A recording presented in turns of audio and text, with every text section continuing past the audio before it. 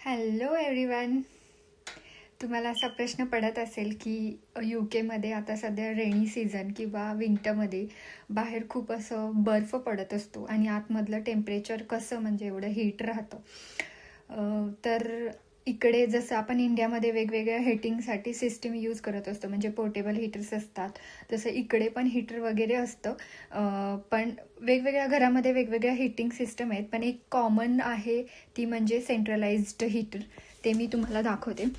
इथे centralised heater प्रत्येक घरामध्ये असतो.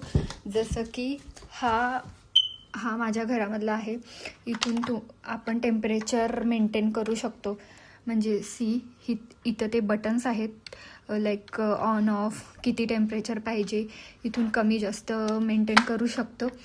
आणि बेस्ड ऑन दॅट प्रत्येक आपल्या रूममध्ये, जसं की ह्या माझ्या बेडरूममध्ये हा हीटर आहे, जो की सेंट्रलाइज्ड पॅनलवर वर्क करतो.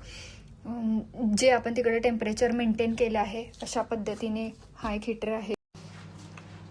आणि हा बाथरूममधलं हीटर आहे, म्हणजे ह्याचं टेम्परेचर आपण जेवढं तिकडे सेट केलं आहे तेवढंच इकडे टेम्परेचर असतं. असेच जे वेगवेगळे हीटर आहेत ते वेगवेगळ्या रूममध्ये बसवलेले असतात आणि जे वर्क होतात according to the centralised panel through. म्हणजेच थोडक्यात जर बाहेर किती पण थंड असलं तर आतमध्ये एकदम तुम्हाला असं गरम, जे टेम्परेचर सेट केलं आहे तसा तुम्हाला फील येतो.